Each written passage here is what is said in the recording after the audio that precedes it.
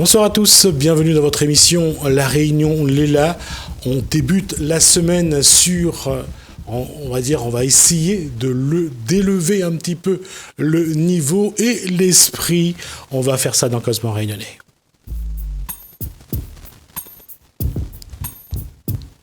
Et qui mieux que la femme a de l'esprit. Bonsoir Élodie de César. Bonsoir Jasmine. Bonsoir. On a avec nous également Pat Burter. Yes. Et on a également Guy Roger. Guy Roger. Alors, parler de sagesse et de philosophie, Élodie, c'est... Alors, c'est notamment vraiment partager avant tout son apprentissage, puisqu'on est riche que de nos propres expériences et de notre propre vécu. À mon sens, c'est vraiment apprendre déjà qui l'on est vraiment. Et on a toute une vie pour ça, pour se faire. Parce que, pareil, je pense qu'un être humain est vraiment comme un diamant à multifacettes. On a une part de lumière, on a des parts de lumière et des parts d'obscurité. Mais ce qui est important, à mon sens, c'est vraiment déjà d'en prendre conscience, de les découvrir. Des fois, quand on découvre des parts d'ombre, on n'est pas forcément heureux de dire « Ah oui, ça fait partie de moi ». Mais à mon sens, c'est vraiment de les unir pour être qui l'on est, afin de pouvoir en discuter en parlant de la simple ignorance. Et là, le sujet d'aujourd'hui, ça serait vraiment aussi, moi, par mon expérience, j'en suis arrivée, en tout cas, à cette notion de vide. Qu'est-ce que le vide à l'intérieur de nous, dans notre tête ? Et c'est ce que j'aimerais échanger avec vous tous aujourd'hui. Et c'est un grand sujet, ça, le vide. Parce que pas beaucoup de gens aiment le vide. On veut toujours être rempli. On n'aime pas le vide, parce que le vide, ça fait Même peur. lorsqu'on est rempli du vide ? Non, ça c'est autre chose, parce qu'on n'est jamais rempli du vide. Parce que pour être rempli du vide, il faut être vidé. Et comme on est toujours plein, on est toujours un petit rat dans la tête qui tourne et qui tourne. Tu vas dormir, ça tourne. Donc il y a quelque chose, tu vois, il n'y a pas de vide. Il y a toujours quelque chose. C'est des rêves, donc. Voilà, on est toujours en train de cogiter. Mais quand ça s'arrête, tout le monde a peur. Il faut allumer la radio, on cherche un ami. C'est ça, on va appeler des gens pour ne pas être seul avec soi-même, en fait. Et ça, c'est une terrible peur. Mais moi, je vois, en fait, par exemple, dans mon enfance, je faisais souvent des cauchemars où je tombais dans le vide. D'accord ? Et en fait, j'ai pris conscience il y a pas longtemps que tout était lié, en fait, parce qu'on est riche que de notre expérience, comme je disais. Et en fait, j'ai pris conscience aussi, notamment par le biais d'aide et de discussions et des amis. Et je fais des clins d'œil d'ailleurs, parce que c'est ça qui fait qu'on avance aussi et qu'on grandit. Et il y a entre le vide, donc se fuir soi-même déjà. Fuir chez soi, donc c'est fuir son propre intérieur. Et il y a aussi le vide, donc c'est ça, chasser ses pensées. Non, et la peur de la solitude. Mais cette solitude, ce soi que tu fuis, c'est cette solitude. C'est ça, c'est le vide. Voilà, c'est le vide. En fait, on est la nature de nous, c'est un vide. C'est ça. Un vide. Mais nous n'avons pas voulu accepter d'être ce vide. Parce que nous sommes dans une société, nous sommes incarnés de quelque chose qui est mon corps. Donc je me suis identifié à mon corps. Donc ce vide trouve réconfort en étant quelque chose. Parce que dans cette société-là, il est mal vu d'être rien. Il est mal vu d'être... Mais c'est lié aussi avec les peurs d'insécurité. Bien sûr, il y a un sentiment d'insécurité qui se propage. Et donc on donne l'apparence aux autres qu'on est quelqu'un. Donc, on met un petit crocodile, on fait des jolis sourires. En tant que femme, on met un petit peu de rouge à lèvres. Et puis, on se présente pour être reconnu par l'autre. Donc, ce vide-là n'existe pas. En fait, on a terriblement peur d'être vrai, d'être terriblement sincère, d'être juste ce qu'on est. Donc, il faut qu'on s'habille de choses pour se faire croire à soi-même qu'on est quelque chose, mais on n'est pas vide. Donc on se fait croire à soi-même. Justement, Élodie, comment un individu, quand il se sent pas bien, quand il sent que son environnement lui échappe, ou qu'il y a un grand vide, comment il doit définir justement ce vide ? Alors, à mon sens, c'est vraiment l'accueillir, déjà, c'est prendre du temps pour soi et être conscient que tout vient de l'intérieur. Donc s'apporter... Si justement c'est ce manque, que ce soit affectif ou cette peur de la solitude, c'est complètement humain déjà. Donc arrêtez de culpabiliser par rapport à cette image qu'on aurait aimé ou qu'on a envie d'avoir ou d'être. Juste simplement être conscient que tout vient de l'intérieur de nous et se l'apporter déjà à nous-mêmes. Ça peut être prendre du temps pour soi, prendre un bain, allumer une bougie, lire un livre. Et encore, lire un livre, je dirais que c'est combler encore quelque part ce vide. Alors que laisser ce vide, c'est par exemple juste rentrer en son cœur, en son corps, prendre conscience et laisser ses pensées, parce que c'est être humain que d'avoir des pensées, mais de temps en temps revenir par exemple à sa respiration, les chasser pour pouvoir se découvrir et vraiment au plus profond de soi qu'il en est vraiment. On a besoin de ces périodes de vide. Est-ce que quand nous les humains, quand on se regarde soi, tu dis regarde-toi, prends un livre, prends un truc, occupe-toi. Et moi je dis... Un livre, c'est un mauvais exemple. Parce oui, que moi je dis que quand quelqu'un se regarde, et s'il sait regarder sans essayer de détruire ce qu'il voit, parce que ce qu'on voit, c'est laid. Si on se regarde, on voit le vide. Et ce vide, on ne le voit pas, on ne veut pas le voir. Donc, qu'est-ce qu'on fait ? On va regarder qui on n'est pas. Oui, c'est ce qui me surprend. Pourquoi ce qu'on voit est laid ? Oui, ça, et justement, on prend quelqu'un qui est au foyer, une femme qui ne travaille pas, qui est au foyer avec son enfant. À un moment donné, elle a aussi cette sensation de vide. On prend quelqu'un qui a un travail, son travail n'est pas exaltant, ne le permet pas de s'affirmer. À un moment, la répétition, la monotonie installe quelque chose. Tout à fait, ça va au-delà de ça. Ça va même en fait être entouré de gens ou d'amis et se sentir dans le vide, complètement seul à l'intérieur de soi. C'est ça. On n'aime pas ça. Non. On veut pas. Ça, tu sais, il y a des relations aujourd'hui qui se font. Toutes nos relations ne sont pas faites dans cette optique-là. Nos relations sont des relations d'image à image pour se faire reconnaître. Et le vide, si on voit quelqu'un qui n'a rien à t'offrir, eh bien, ce quelqu'un-là, il va être rejeté. Donc, nos relations ne sont pas comme ça aujourd'hui. Nous avons des relations parce que c'est mon ami, parce qu'il me remplit, parce qu'il me donne quelque chose, parce qu'il me donne envie d'être quelqu'un. Alors, à l'inverse, je pense que si on se remplit déjà de nous-mêmes de l'intérieur et qu'on s'apporte suffisamment ce dont on a besoin plutôt que d'aller aller chercher à l'extérieur, c'est là où le reste se fait naturellement et on ouvre les portes. Non. Quand tu es à l'intérieur de toi, ce que tu es, c'est vide. Ce vide-là, tu n'as pas besoin de le remplir. Tu n'as pas besoin de lui demander rien. Il est naturel. Donc, à chaque fois que tu fais quelque chose pour être bien, eh ben, c'est celui qui est plein qui veut que quelque chose soit agréable.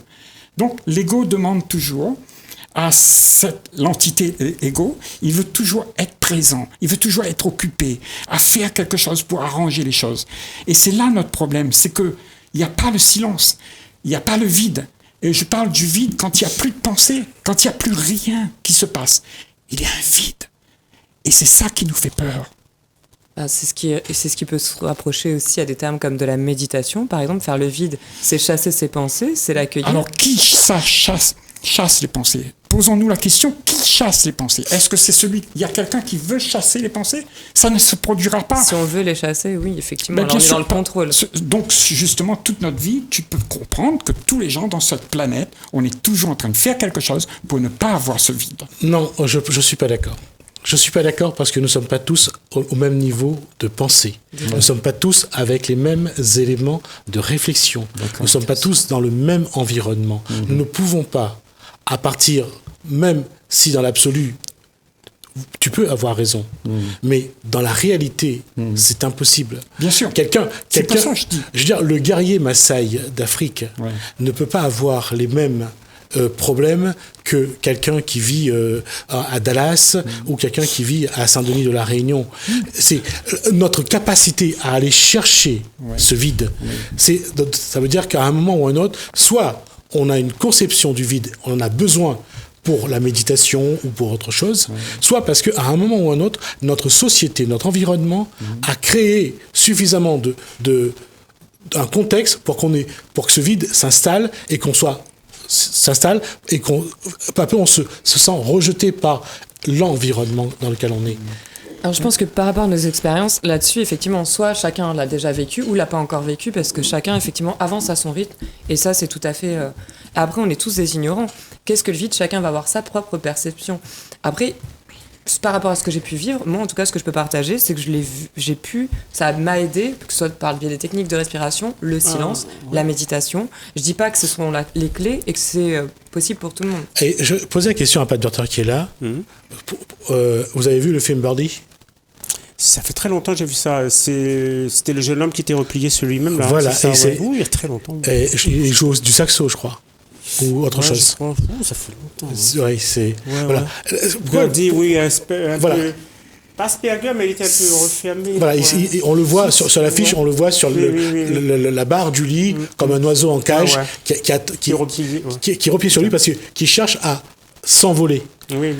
Alors, même le musicien qui est mélancolique, qui est nostalgique, ou qui est dans la solitude, quand il joue, ça sent.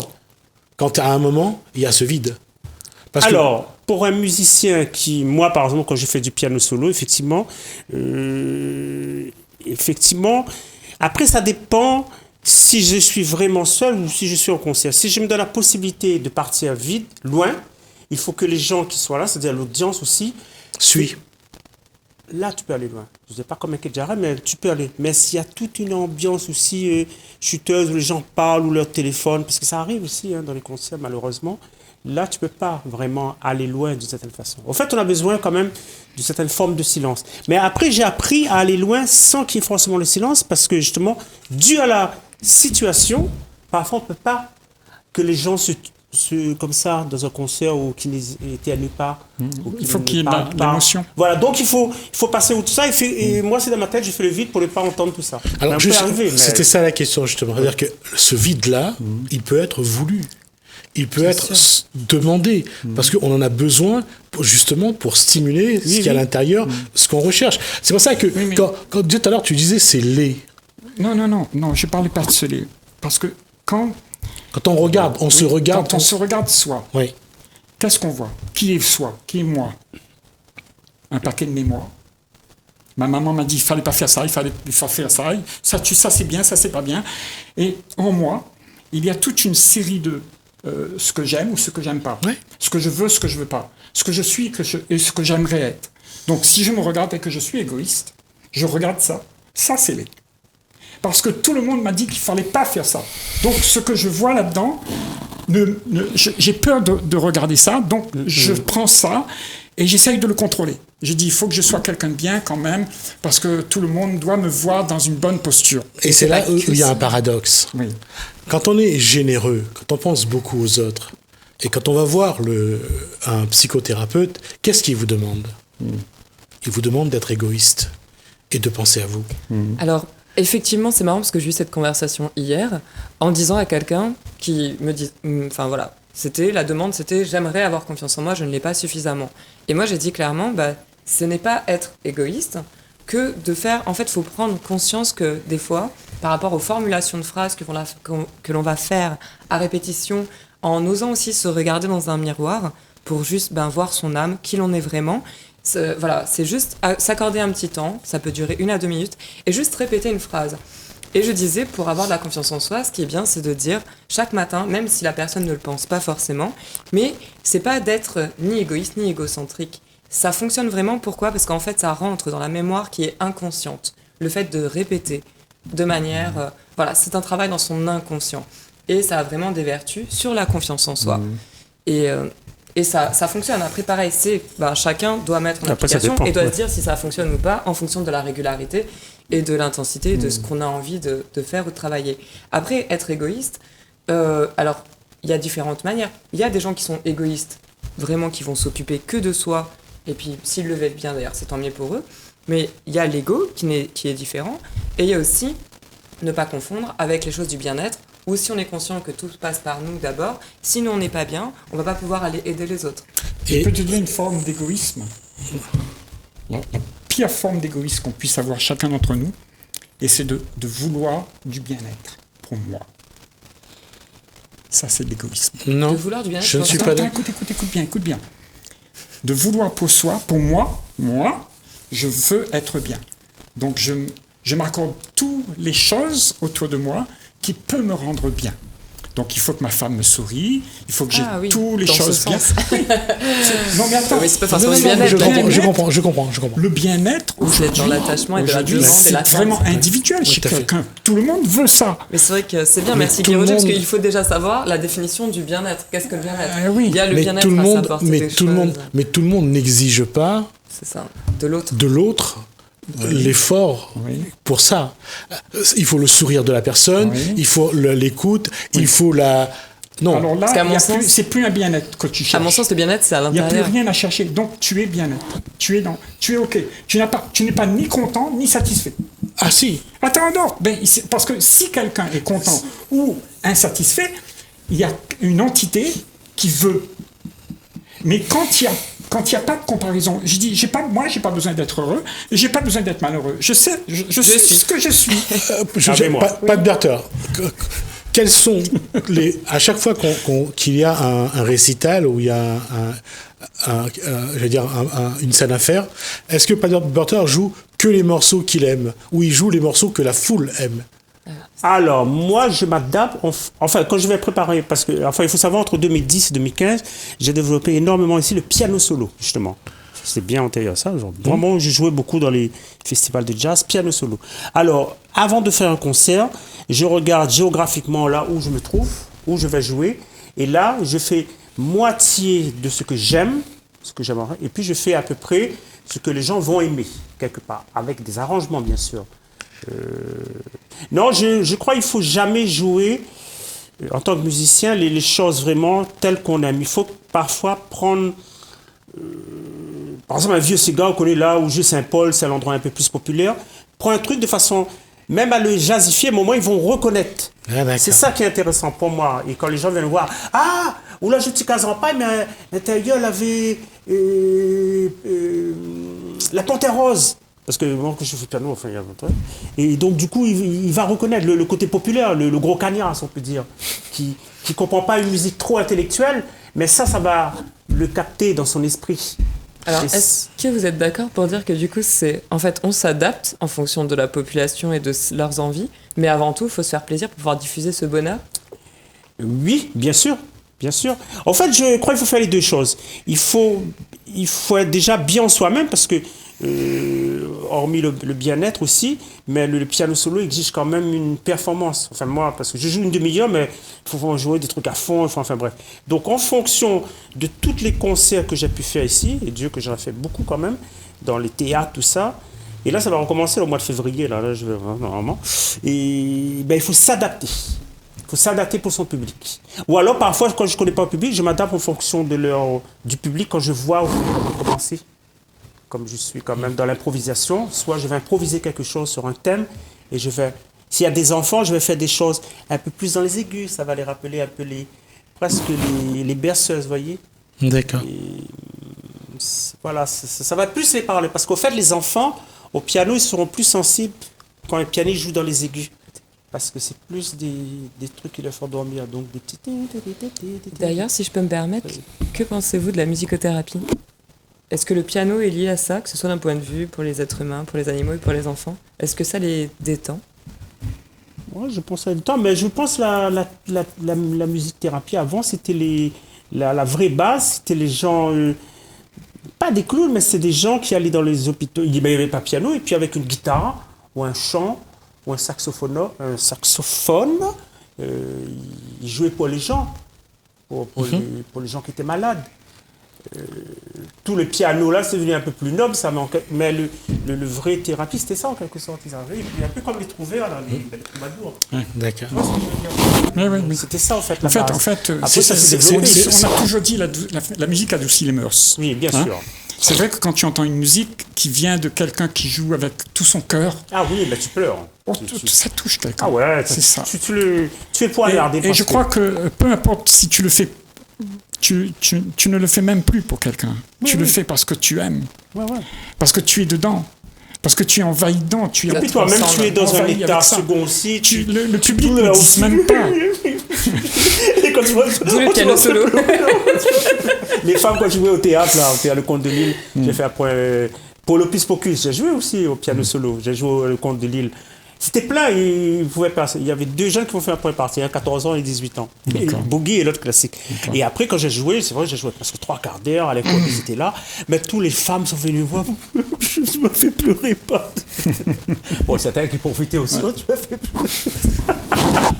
Et tu Non, sais- c'est marrant. Tu sais que cet état, quand on est dans cet état de beauté, quand on exprime cette beauté, tu vois, eh ben, on parle de ce vide-là. À ce moment-là, il n'y a plus de pensée dans ta tête. Non, il y a plus de temps. Tu es vide. C'est vrai. Et c'est de ça, de ce vide-là qu'on parle. Et quand il y a ce vide, il n'y a plus de tracasserie. Et l'être humain... Je lui, ne suis pas d'accord, Guy, sur le fait que tu t'appuies que sur ce vide.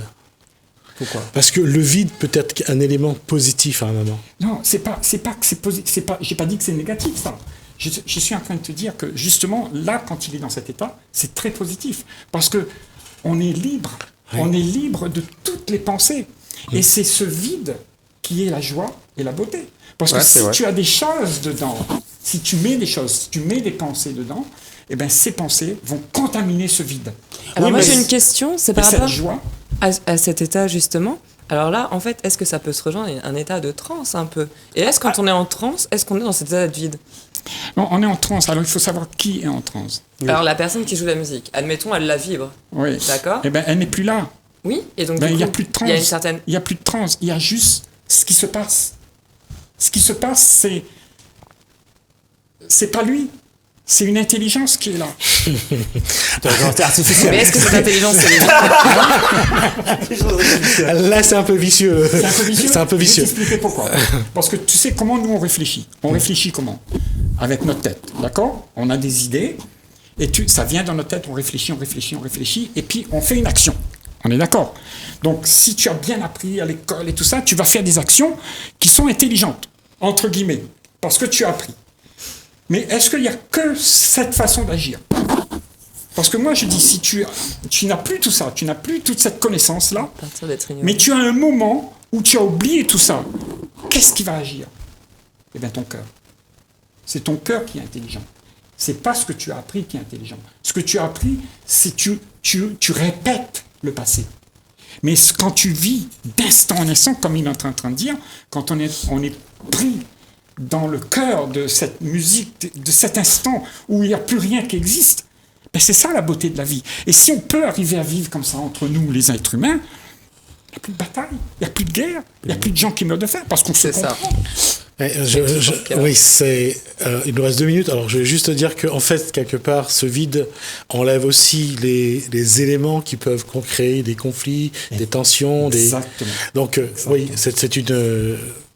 Ça serait une hypothèse que, dans l'absolu, voilà, ça va pas être simple.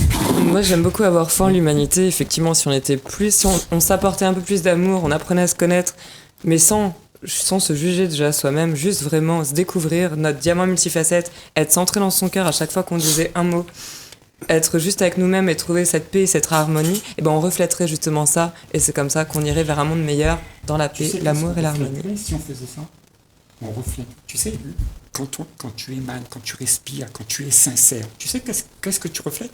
Tu reflètes la beauté de l'univers. Ouais. L'univers passe à travers toi et elle te dit « je suis là ». Mais nous, beaucoup de fois, c'est moi qui est là, avec Oui. ma notoriété, mon petit crocodile. Avec moi. Non. Moi, j'ai jamais vu ce crocodile. Non, encore une fois, je vous remercie. Juste, on reviendra là-dessus un jour, parce qu'on aura l'occasion de revoir un petit peu ce vide.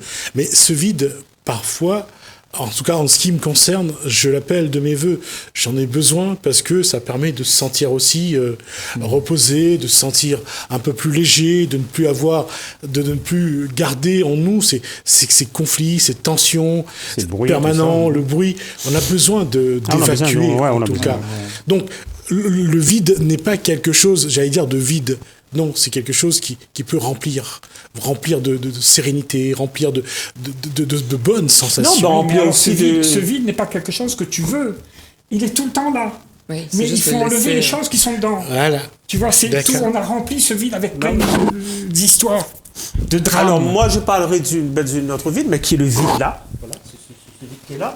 Alors, si on regarde à New York, par exemple, dans les grands gratte-ciel qui fait 100 étages, tout ça, qui travaille en haut, qui nettoie les trucs? Ce sont les Indiens, souvent, parce qu'ils n'ont pas peur du vide. Je vois le vide tomber. Ce vide Ils ont pas... que nous, on peut avoir peur, même à 3-4 mètres. Ah, Le vertige. le vertige, ça veut dire, ils ont une tête, c'est naturel, hein. Ça, ils l'ont constaté, c'est un truc vraiment. Ben, ils sont comme ça, même ils sont au bout de 2 centièmes, c'est rien. Ils sont attachés, Oui, certes, mais ça, mais ils n'ont pas ça. ce vide que tu parles, hein, tu vois, ça c'est un vide. Assieds-toi, assieds-toi. C'est un vide où au fond, il y a quelque chose. Et si tu tombes dans ce vide-là, mais tu te fais mal.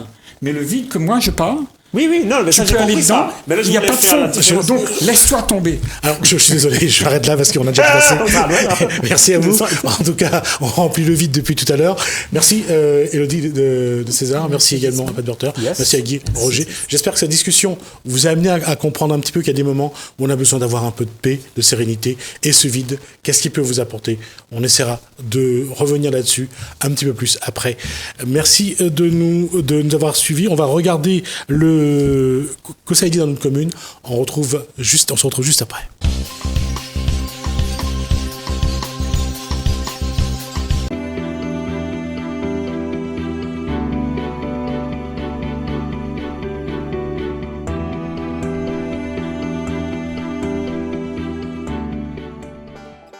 Saint-Joseph, la ville vous convie au spectacle Les Contes du Vendredi, la dit même pas peur, galant, conte créole de l'outre-mer, le 7 février de 18h à 20h à la médiathèque du Sud Sauvage.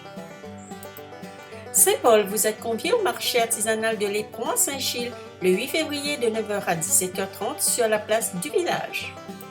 La Possession, vous êtes invité pour des ateliers de réparer les cafés le 12 février de 13h30 à 16h30 à la médiathèque Eva. Saint-Joseph, la ville vous convie au spectacle Les Contes du Vendredi, histoires animaux dans une boîte couleur le 21 février de 18h à 20h à la Maison pour tous de Carrosse. Le Tampon, vous êtes invité à la 9e édition de la course du Calderira Trail. Le 29 février, 3 formules vous seront proposées avec un départ commun à Beaumurat et une arrivée au stade de Saint-Philippe. Saint-Pierre, vous êtes invité à la 4e édition des Francopholies de la Réunion du 6 au 8 mars à la Ravine Blanche. Saint-Joseph, Margot Run organise le Bidalo le 29 mars à Saint-Denis.